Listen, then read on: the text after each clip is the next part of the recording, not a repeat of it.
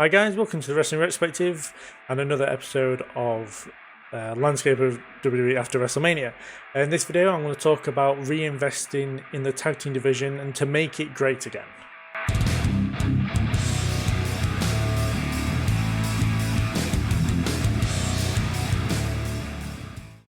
On the verge of what's been described as the biggest tag team match in WWE history between Cody Rhodes, Seth Rollins versus Roman Reigns and The Rock, I want to talk about the tag team division and how over the past few years it has been pretty mid, or at least booked that way anyway.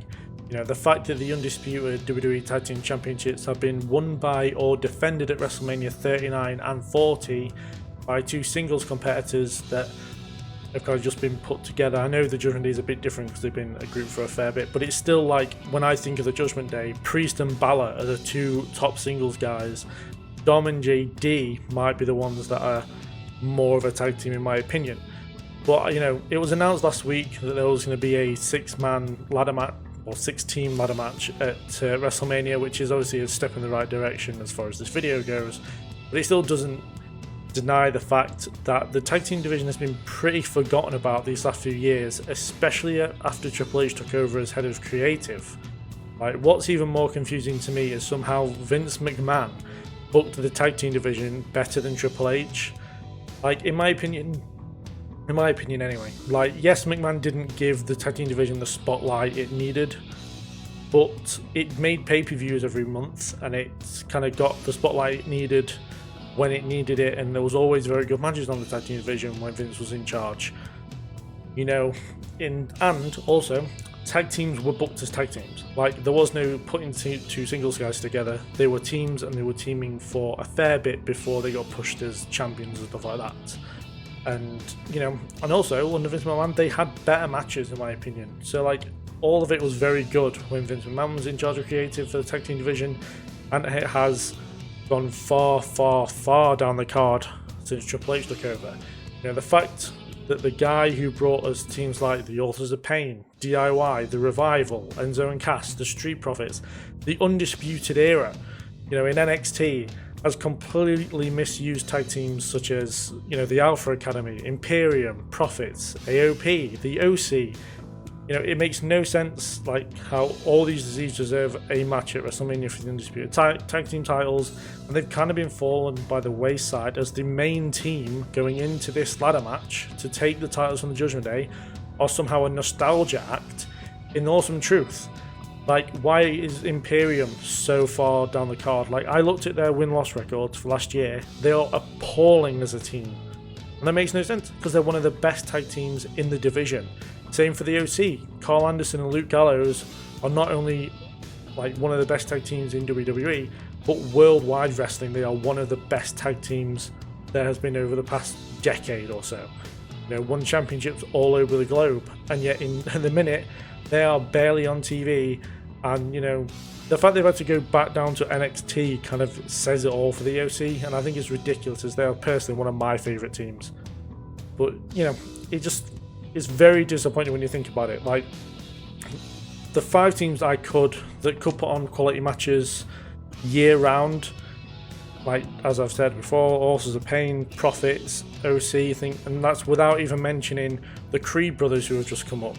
You know, the New Day, Pretty Deadly who have just come up as well. Like, all a really great nostalgia act. Like, not fucking no, like they're all good acts who could put on year round stuff, and it's all enough, like as a whole, to be able to put on year-round great matches in the tag division. You know, I think back to the times of like 2016 when we had New Day, Usos, Bludgeon Brothers, The Bar, you know, and then we go to, so I'm turning my notes around, just kind of got distracted.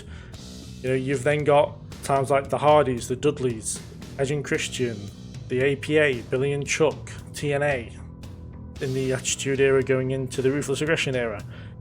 In the Ruthless Aggression Era, we had Eminem, the Hardys, London and Kendrick. I think the World's Greatest Tag Team, the Dudley Boys, the Bashams. You know, clearly like three groups of tag teams that defined three eras of WWE as a whole, with the Attitude Era, the Ruthless Aggression Era, and the PG / like 2016, 2015, is it reality era is what they called it? But yeah, for me, the tag team division needs like pretty much factory resetting, and like after WrestleMania we can start investing in the tag division, and like the main thing is split the titles up. Have two brands of tag teams and have them be wrestling each other all the time. You've got enough teams to do it. And then you bring up some from maybe NXT again as well after WrestleMania. You've got more than enough teams to fill for the World Tag Team Championships and the WWE Tag Team Championships, and get rid of the red and blue strap and the silver, because I'm over this design of the tag titles. They don't look great. They don't look anything like the other championships. They don't even look that prestigious.